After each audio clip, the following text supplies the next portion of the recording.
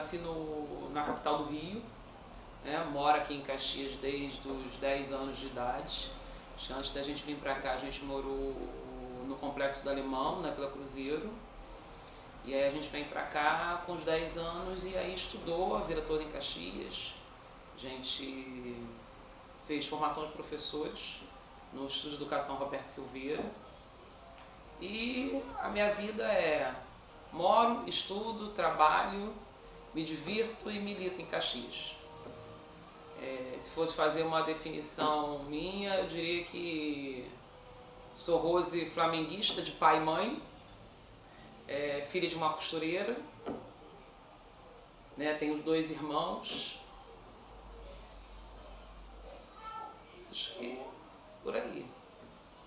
Quando a gente é criança, a gente brinca de tudo, né? E aquela história assim, sempre brinquei de escolinha e comecei muito cedo, porque a minha irmã também é professora e ela já era formada, e aí aquelas explicadoras de fundo de quintal, aquelas escolinhas pequenas, ela tinha uma escola e eu acabava ajudando. Então com 13 anos de idade, 14 anos de idade, eu costumo dizer que eu já dava aula. E aí dessa ajuda para a formação de professores foi um pulo. E aí eu fiz formação de professores, terminei em 92 a minha formação. E aí a gente entra naquela encruzilhada, né? Você tem que trabalhar e estudar. Na época eu passei para matemática na UF, mas imagina, trabalhando em Caxias, estudando na UF. Eu costumava dizer que eu pegava 3 rodovias, era o Washington Luiz, a Avenida Brasil e a Ponte Rio-Niterói. E aí era muito puxado, porque eu trabalhava o dia inteiro, saía daqui correndo em Caxias, e como muitos eu acabei não conseguindo dar conta de trabalho e estudo. Larguei a UF um tempo, fiquei só trabalhando, e depois eu continuei a faculdade na FEUDUC. E aí eu começo a minha formação de matemática na UF e termino na FEUDUC, que é onde eu fiz a graduação e depois a especialização em educação especial. E aí as pessoas hoje até elas se surpreendem, né? Porque uns pensam ou que eu sou de história ou que eu sou pedagoga. Na verdade eu sou matemática que trabalha com educação especial, especialista em educação especial, e é a minha atuação hoje. Eu acabei vindo para essa área, me encontrei, né, no trabalho com pessoas com deficiência, e é um trabalho que eu gosto muito. Me sinto muito gratificada de estar nessa função, trabalhando com pessoas especiais. A gente é professor da rede municipal e em Caxias a gente sempre teve um trabalho nessa área, seja na área de surdez, né? A gente tem várias escolas com trabalho com alunos surdos. A minha área é deficiência intelectual, né? Inclusive eu trabalhei na primeira escola de educação especial do município, que hoje é a Regina Selle, hoje é uma escola inclusiva, mas a sua história veio da história de educação especial. Então a gente tem professores que foram formados pelo INES, né? Eu mesma tenho especialização, professores com doutorados que estão trabalhando nessa área, que infelizmente, como você está falando, acaba, apesar do processo de inclusão, ainda é uma área muito invisibilizada. Não tem como a gente deslocar, pensar a história, né? Pensar a história de Rua Cipriano e pensar a história do povo negro no Brasil. Essa semana o Oni de Ifé, da Nigéria, está no Brasil. E ele falou que ele conseguia contabilizar até 62 gerações antes dele. Isso é algo muito difícil para a gente, com o corte da escravidão. Eu conheço a história da minha mãe, que é de Minas, e do meu avô, né? É o máximo que eu conheço.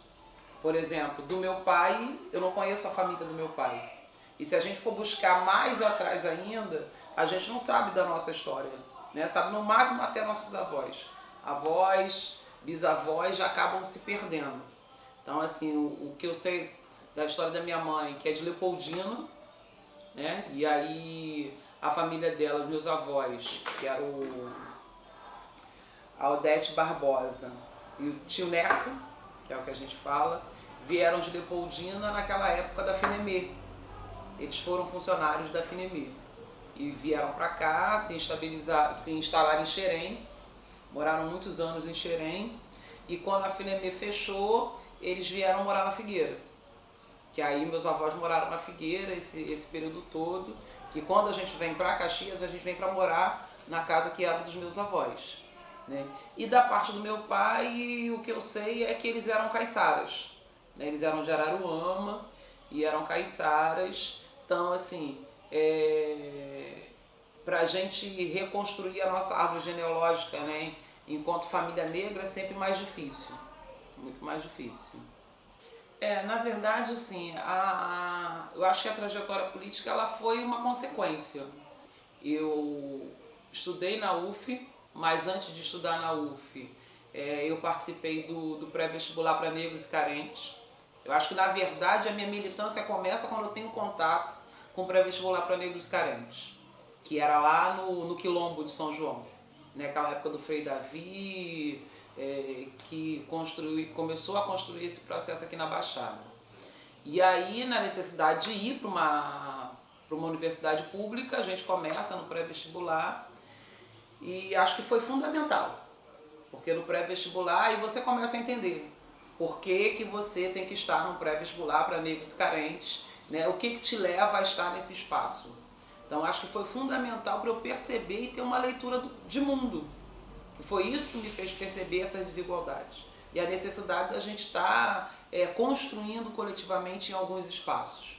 E aí começa com o pré-vestibular e aí você acaba se envolvendo no pré-vestibular. Quando eu entro para a rede estadual, porque eu fui professora da rede estadual no projeto dos CIEPs de 40 horas, e aí você vai vendo a necessidade de se organizar profissionalmente, né? Enquanto categoria. Então aí sim, aí eu começo a me envolver junto com os outros professores num movimento mais organizado em defesa da educação e junto ao sindicato. Então aí começa a minha militância sempre na área da educação. Né? Primeiro na educação geral, depois na educação especial. Então eu começo essa militância a partir da minha vivência profissional. Na defesa da educação. E as outras coisas são consequências. No movimento de mulheres, né, de mulheres negras principalmente. A gente participa de alguns coletivos de mulheres negras, porque a realidade da mulher negra a gente sabe que ainda existem muitas desigualdades. Hoje eu moro em Jardim Primavera, né? Moro cerca de 9 anos em Jardim Primavera. Antes de morar em Jardim Primavera, eu morava na Figueira.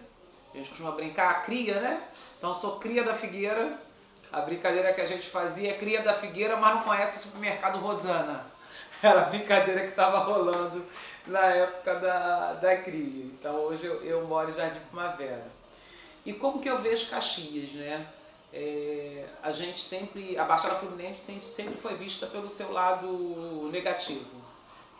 Da violência, da falta de estrutura, da precariedade.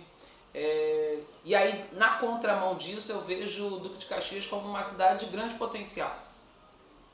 E aí a gente sabe, Caxias está entre as 10 cidades que mais arrecadam no país. Era para que a gente tivesse o mesmo nível de vida de Curitiba, por exemplo. Então, eu acho que hoje o que a gente mais enfrenta aqui na cidade é que, na verdade, aqueles que deveriam estar garantindo essa potencialidade na sua representação política, muitas vezes tem uma representação política que só visa o seu enriquecimento. Então, acho que hoje a gente tem um problema de falta de investimento nas políticas públicas, mas muito derivado de uma política que vem dessa política que está defasada, né? Da política do coronelismo, da política do favorecimento, da troca de favores, da política financiada pelas empresas de ônibus, pelas empresas que têm interesse mais com o ganho, com o privado, com o lucro, do que com a população. Eu sempre acompanho, né, já de algum tempo, e a gente sempre vê muitos parlamentares dizendo serem professores. Só que parece que eles esquecem isso, né? Quando eles não são, a mãe é.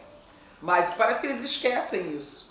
ou na verdade são professores de formação, mas não são de atuação, não são de defesa efetiva ou de exercício efetivo na educação. Eu costumo dizer que para aquelas pessoas que achavam que o impeachment da primeira presidenta, mulher, né, e isso para nós, mulheres que estamos na luta, que estamos fazendo essa construção política, precisa nos dizer alguma coisa. Para quem achava que aquilo ali era só uma marolinha, eu costumo dizer que era a ponta do iceberg. Porque aí veio o impeachment da presidenta, vieram as contra-reformas, que a gente viu, né, a reforma trabalhista, a reforma da Previdência, que só não passou porque os nossos políticos, eles são todos menos bobos, né, menos ingênuos. Então, a eleição nesse sentido, ela teve um aspecto, além das ruas, né, teve o aspecto de conseguir barrar, pelo menos momentaneamente, essa questão da reforma da Previdência. E é preciso que as pessoas fiquem atentas a isso, porque se a gente eleger um Congresso e câmaras legislativas no mesmo molde dos que já estavam, a tendência é piorar, né? Piorar inclusive para nós trabalhadores. O assassinato da Marielle nos trouxe muita raiva. E a gente conhece uma companheira que ela tem um poema que ela diz que a gente precisa organizar a raiva e celebrar a alegria. Então acho que nesse momento é isso que a gente tem feito com relação ao que aconteceu com a Marielle. A gente está organizando a raiva na luta, transformando esse luto em luta, né?